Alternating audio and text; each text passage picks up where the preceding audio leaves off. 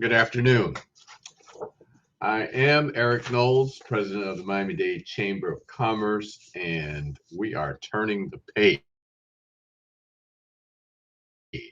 series this year.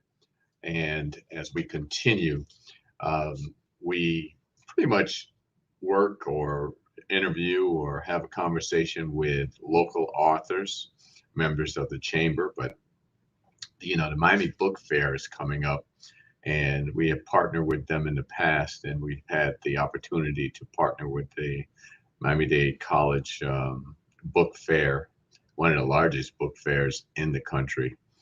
And we're proud to have with us today Miss Kristin Henning, who's an attorney. I'm going to read her bio before we bring her on.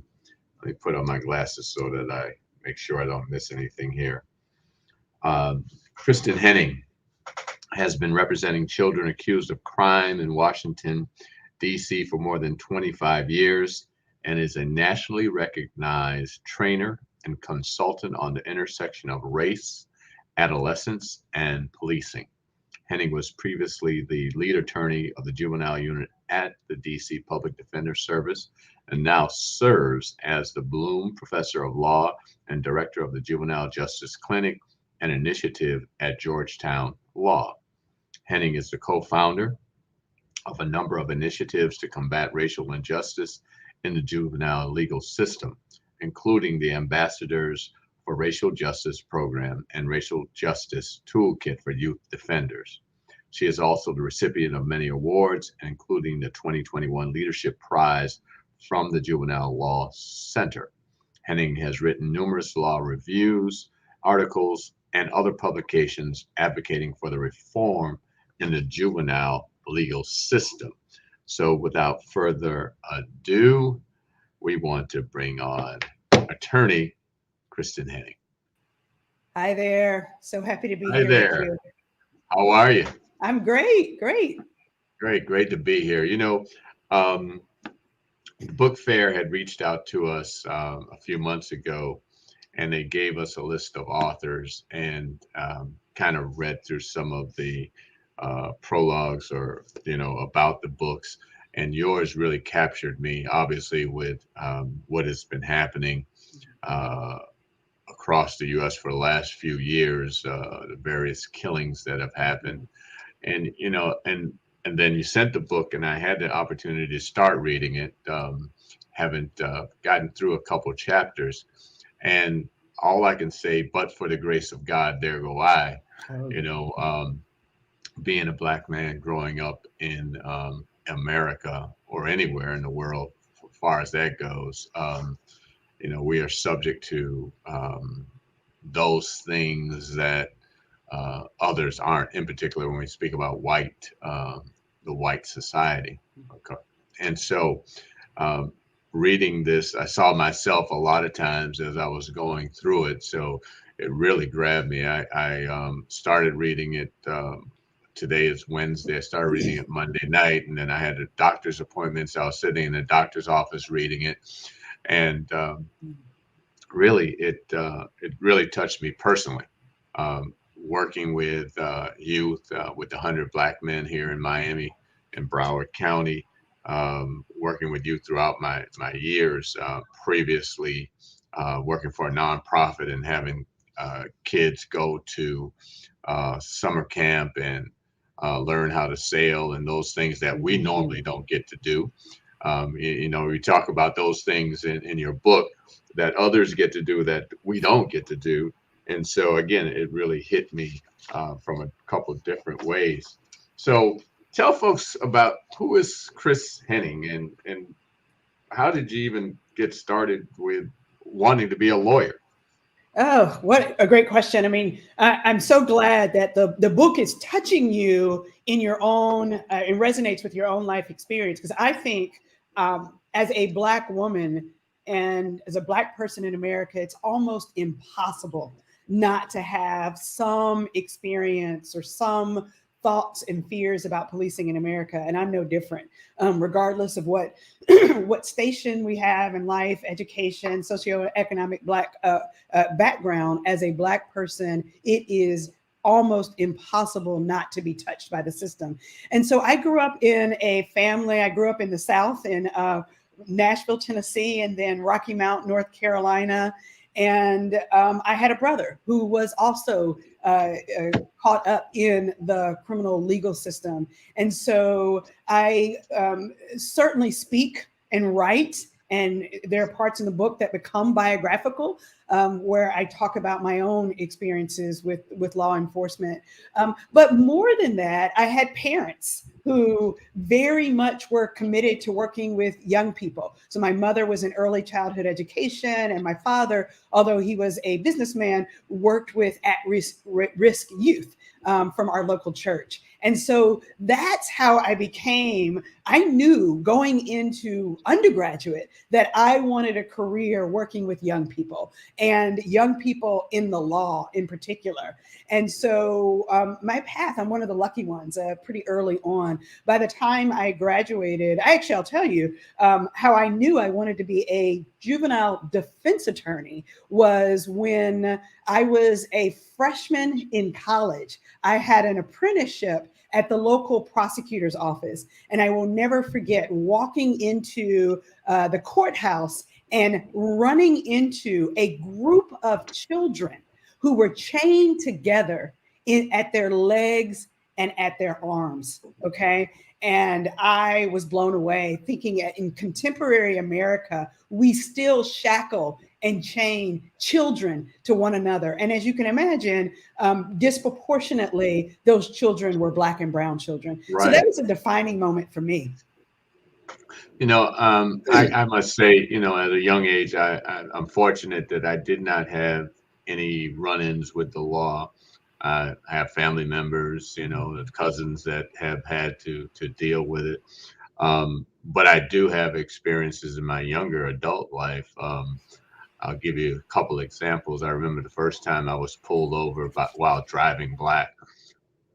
I was in my early 20s, and I actually had bought my first house, and some friends, actually, she was my guidance counselor while I was in college. So she and her husband came by, and she was my guidance counselor. She was like in her probably early 30s, driving a nice Mercedes, and she had come by to visit, she and her husband. And I needed to run to the store. So they just gave me the keys. Hey, here, take the car. So I'm driving back from the grocery store. I get pulled over for no other reason than the fact that I was, 20s, in my early 20s, and driving a Mercedes, and didn't do anything wrong, but that's really what it was about. And then the other incident that I recall, and it really goes to what you wrote about a lot, is that again, in probably my mid 20s at this time, one of my little side jobs, I had a parking in Coconut Grove over the weekends on Saturday nights. A good friend of mine and myself, we sold jerk chicken and jerk pork and parked cars. We had this little business going, and I was in the street waving cars in to park, and the police pulled up and they told me to get out of the road. So I moved. I didn't quite get out of the road. I moved, and then he said, got on the speaker, get out. I told you, get out of the road. So I got up on the sidewalk and I bowed down to him. Wow. And, he basically came to arrest me after that. Wow. And because I had a relationship with a police officer who happened to be walking by, who I knew very well in the Grove, I wasn't taken. I was arrested, but with what is it said, to appear. Oh, right. Yeah. And so literally, it only was because he was there that they did not take me for, again, stepping up on the curb and just bowing down to his wishes. And yeah, he was going to basically, as I said, I was arrested for nothing. Absolutely, or disrespect. And in fact, and that's what to them, that's what it was. That's exactly right. And Yeah. I have to say, I wrote a chapter in the book called Contempt of Cop. And I literally talk about that phenomena, this notion where if you ever give attitude, if a Black child gives attitude or pushback or is in any way non-compliant, non-deferential, then they're non-conforming to what it is that they want right. or they're asking you to do. And you're not necessarily breaking a law. You're just not being compliant to them Absolutely. at that particular time. So this is the book. The Rage of Innocence, and as I said, I am glued to the book, and again, it just, like I said, but for the grace of God, being a child, and you talk about kids playing cowboys and Indians, and running around as a child back in the 60s and 70s. That's what you did. I mean, doing it now, you can find yourself, as we see, being killed in a park. For doing something as innocent as being a child. So, criminalization of Black adolescents, what do you mean by that, and how does it operate? So, I mean, I would say I focus on three ways in which we see the criminalization of Black youth. And the first one is what we've already talked about. It's the criminalization of normal adolescent behaviors. Meaning that while white kids get the privileges of adventure, experimentation, testing the limits, talking back, doing what teenagers do, what we expect them to do, being impulsive, emotional, all of those things that we allow them to do. We give them the social and academic freedom to grow up and be creative and try on new identities. Whereas Black children, basic play is criminalized. So you already talked about playing in the park, playing with toy guns, which is a part of American folklore and culture for years on end, right? Cowboys and Indians, as you say, but yet Black children can't do that. Getting into a scuffle or a fight on the playground is grounds for arrest. Talking back is viewed as a criminal threat, as opposed to adolescent aggressive speech that all kids, but those folks who are watching who have kids of your own, you've had kids, talk back, say, I hate you, I'm gonna beat you up. I mean, they don't mean it. It's what kids do, it's what they say. Right. So, even experimenting with drugs, I mean, research shows that even, we don't want any child to become addicted and, but children, how many of you out there have, tried marijuana? You came out just fine. Right. But, we lock up Black kids. So that's part of it. They're criminalized for the music they listen to, the clothes that they wear. The crazy thing about that is they're criminalized for the clothes that they wear or the music that they listen to. But we find that the white children probably buy more of our rap music than Black kids. But the one thing I must apologize, I did use the terminology cowboys and Indians. Is probably not the indigenous right people and Indians, right? Yeah, but or I said it wrong. Cowboys and indigenous people. Right, shouldn't be saying it at all. At all. Exactly. So I go back and I'll say cops and robbers. Right, cops and robbers. And in fact, but anyway, I changed that in my book as well. Thank you. Yeah, and the one thing that you talk about in the book, and as I was reading, this whole definition of adolescence, there wasn't even a term up to a certain point. When you talk about in the industrialization and the fact that families, you had children worked on the farm, children worked with their families, and this whole notion of adolescence didn't come about until then basically the Industrial Revolution started. You want to talk about that a little bit? Yeah, I mean, people are amazed by that. And I actually will say that even though I have been working with young people pretty much all of my career and have studied some, informally anyway on adolescent development, I was really shocked to learn that really adolescent the period, the stage of adolescence is a relatively new phenomena in our American society. That prior to industrialization, we basically saw development two stages: childhood and adults. And that was pretty much it.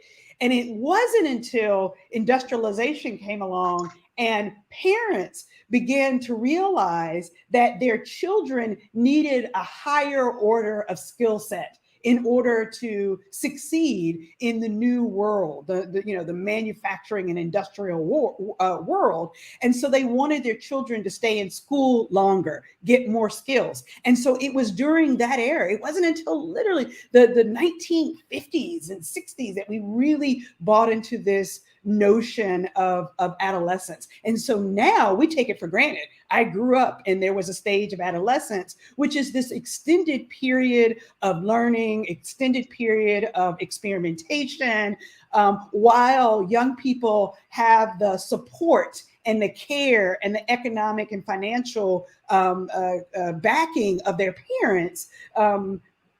Without all of the responsibilities of adulthood. So that's a really, really critical period. And what I talk about in the book is to suggest that Black children are actually denied the full benefit of that period, that intermediate period of adolescence. And to be honest with you, this isn't my book. Childhood in and of itself, for many Black kids, they're not allowed to be children, but certainly by the time they become adolescents, they are perceived as adults. And there's some research that talks about the ways in which Black children are perceived to be 4.5 years older than they actually are by many people, by police officers, by other adults. So they're adultified and criminalized during this adolescent period. So it is. I read where you were saying that. Don't know whether it wasn't necessarily a survey, but as you were saying, that Black children are basically identified 4 to 5 years older and white kids are identified younger. Right. Yeah. Like a year or so younger than they actually are. It's fascinating. And it really has an effect on so many things, on policing, on school discipline, on how you treat children. So even if they do commit a crime, right, as opposed to criminalizing normal behaviors, but even when they do commit a crime, it has an impact on how the court system responds to them and punishes them, as opposed to treating them with rehabilitation and potential. Right. So I see that The Rage of Innocence is not just an analysis of data and empirical research, but it also weaves together these stories and narratives about young people from across our country. How did you decide to integrate both the data and the stories?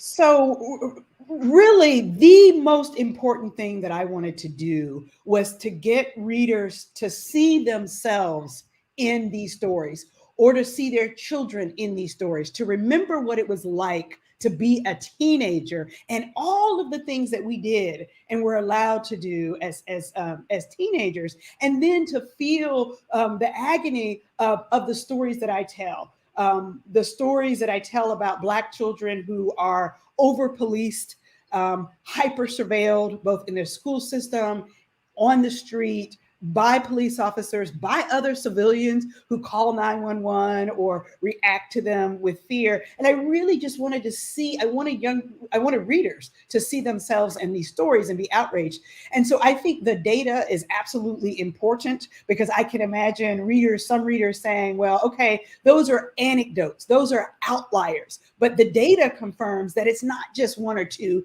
examples. It is across the country, the North, the South, out West. This phenomena of the criminalization of Black children is everywhere. And then the research, I think, is really important to get people to understand the science of adolescent brain development, that the research shows that children of all races and all classes develop along the same basic developmental trajectory. So those same features of impulsivity, sensation seeking are the same. It's not that Black children are any more impulsive and dangerous and delinquent. All children do that. And so I really wanted to integrate it all, to tell the stories for emotion and empathy, but then to give the data to back up the position. And, and again, as you said, you wanted the readers to be able to go back and look at either themselves or their children. And I I grew up in Miami as well as I grew up outside of Buffalo in a city called Lockport, small town, 28,000 people, where basically I probably in elementary school, the kindergarten, may have been 2 or 3 black children in our class. Town of 28,000 people, basically, General Motors town. But I remember throwing snowballs at trucks, and you talk Yes. about Yes. you talk about those things in the book. So, like I said, it definitely just took me back to my childhood. Right. Yeah. So, you write about the ever-growing tension that exists between Black youth and the police in America. Can you tell us what that looks like and the impact that it has on our youth? So we definitely, started talking about that with the ways in which Black children are over policed and hyper surveilled. And so I have, starting with some of the anecdotal evidence, right? The stories of, and I should really be clear about this, that the stories that I tell in the book are in part from my 25 years of representing children in the District of Columbia. But I also gather stories that many of you have heard about, high profile stories from across the country. And in that collection of my own clients and stories from around the country, what is clear is that young people talk about feeling like they are unwelcome in their own cities and in their own schools because they're constantly under the watchful eye of police officers who label them and treat them as if they're bad and as if they're criminal. So I have clients who talk about seeing police officers who are parked on their street corner at all hours of the day and night. Children who talk about police officers who stop them and ask them, where are you going from? Where are you coming from? Asking them to lift their shirt and show their waistband so that officers can see that they don't have weapons in their waistband. And so many people in this country, fundamental to our value system, are allowed to walk about their neighborhoods free from intrusion of the police without being stopped and questioned about where they're going, unless there is some reasonable, articulable reason to believe that there is that the person is engaged in criminal activity. And so what I write about in this book demonstrates that Black children don't have that luxury, particularly Black children who live in heavily surveilled neighborhoods. And then you ask about the trauma and what does that look like? And it is indeed a traumatic experience. I think we take it for granted. And sometimes when I talk to officers who are well-meaning and they say, well, we try to limit the time, the scope and the time of a stop. And what I think we are all forgetting is that even a minuscule contact with the police officers, even police presence, heavy police presence in a predominantly Black and brown community has a traumatic effect, given the historical and contemporary relationship between policing and Black communities, right? So we think back to, from the era of enslaved people to the civil rights era to now, that history of law enforcement being used and called upon to maintain segregation. And then today with Black children like Tamir Rice being shot for playing with a toy gun. And so the history of policing, even when the officer means well, that blue uniform carries with it all of that history. So the police contact with young people is traumatic and often leads to an increase in crime, not a reduction of crime. And so we really have to take that into account. I work with a group of men here in Miami called the Circle of Brotherhood. And basically there are a lot of them, all of them are not, but a lot of them are returning citizens who have spent time for whatever infraction they had. But now they have a program in which they work with not all, but most of the municipalities here in Miami-Dade County. They work with Miami-Dade County Police, Miami Beach Police, City of Miami, and they actually put their cadets through training on how to engage with our community. So it's something that I think if it's not happening throughout the country, it's something we need to spread around. When you have gone through and done all the analysis, all the research that you've done with this book, what do you see as the solutions? So, one is, and this is the macro solution, and this is the hardest part, but it's got to be named, and that is a significant, if not radical, shift in the narrative about Black youth, right? So this culture of fear that our society has about Black children has to shift. And so part of what I hope to do with this book is to tell those stories, right? And I hope also that this book brings us in closer proximity with young people to dispel some of the myths about Black children. One of the solutions that I urge and I offer up is everyone in this country, wherever you sit in society, whatever occupation, whatever role you play in society, that you figure out how to get proximate to young Black youth, to see them for the children that they really are, for their joy and their laughter and their potential and their productivity. All of that is really important for us to have a cultural shift. We have to relinquish our biases and assumptions and look at the research, learn, educate yourself about the trauma that Black children are facing when they are criminalized. So I think that's a part of it, and that's the harder part to do. And then I offer up other solutions, right? You talked about police training. I think, that's a start, right? Police training, not only about engaging with the community and understanding the community, but also very specific training about youth and adolescent development. So youth police relationships are really critical. And there is training out there. Not enough police departments have incorporated a youth police training curriculum. But training alone isn't enough. We also have to have oversight and accountability for police officers in engaging with youth. We have to have regulations that prohibit use of force. We have to figure out ways in which we can radically reduce the presence of police officers in the lives of Black and brown children. So, limiting their involvement or their role in schools are some of the examples. Thinking about where we need police and where we don't need police, and hiring people, using our resources to work with young people in areas and on issues that we don't need police. So counseling, mental health providers, violence interrupters, those kinds of solutions. So I offer a range of solutions. And the last one I'll offer here is goes back to engaging with young people. I always say, if you want to know how to make the lives of Black children better, ask them. So getting at the table, inviting them, to, the Chamber of Commerce, and as you do, working with young people, hearing their voices, inviting them to the table, legislative table where decisions are made is really important. Absolutely.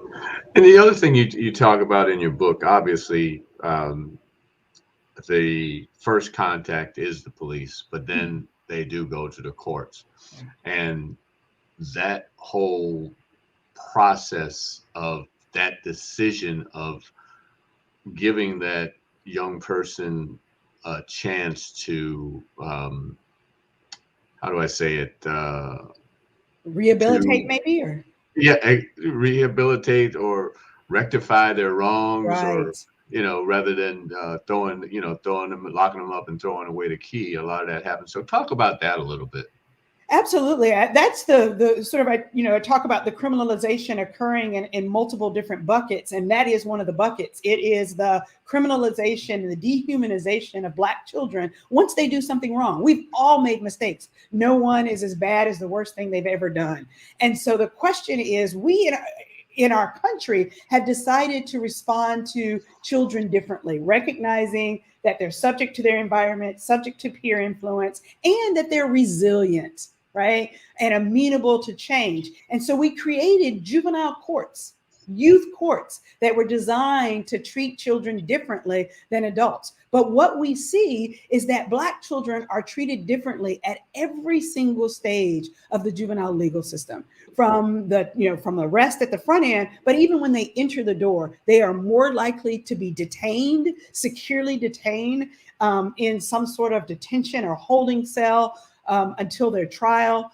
Judges are more likely to find them guilty on the same facts as a white child who's charged with the same or similar offense. They're more likely to face more serious and lengthy prison terms or terms in a youth facility. And really disturbingly, they are more likely to be transferred from juvenile court up to adult court and tried and prosecuted like an adult. Right. So you've got like the Khalif Browders from New York, who was placed not only he's placed in solitary confinement, he's placed at Rikers in an adolescent unit at Rikers. So his scenarios is a little nuanced, but the point is he's placed in Rikers Island adult facility with correctional officers who are trained to work with adults, right? And so they treat you like adults. Other places throughout the country, a child who is transferred to adult court is also placed in adult facilities with adult offenders subject to sexual violation, physical abuse, or isolation to keep them separate from the adults. And it's the absolute worst thing we can do to a child in their adolescent years, when the brain is still forming, is to lock them up in this regimented environment, curtailing all creativity and development, taking them out of schools, taking them away from their families, and putting them into a social environment that is designed to cultivate more violence. It's the worst thing that we can do. So, as we're closing, who did you write this book for? So this book is for everyone who cares about the well-being of children in our country. And it is for everyone who cares about equity in our racial equity in our country. And I think this question of racial equity that we're all grappling with really has to start with children.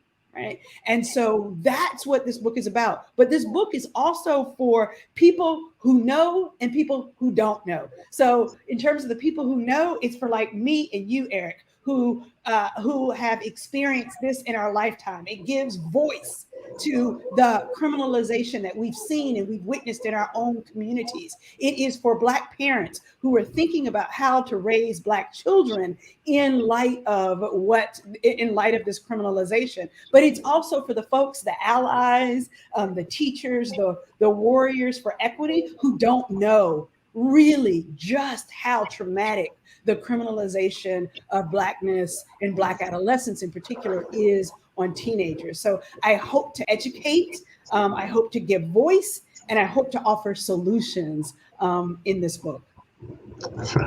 Wow. Well, I look forward to finishing the book and really sharing it with my friends and colleagues. Like I said, I definitely was enthralled, engrossed in it as I began to read it, and I look forward to finishing it. What would you like the listeners that are here with us today to know in your closing remarks? My ultimate theme is treat all children like children, and that includes Black children.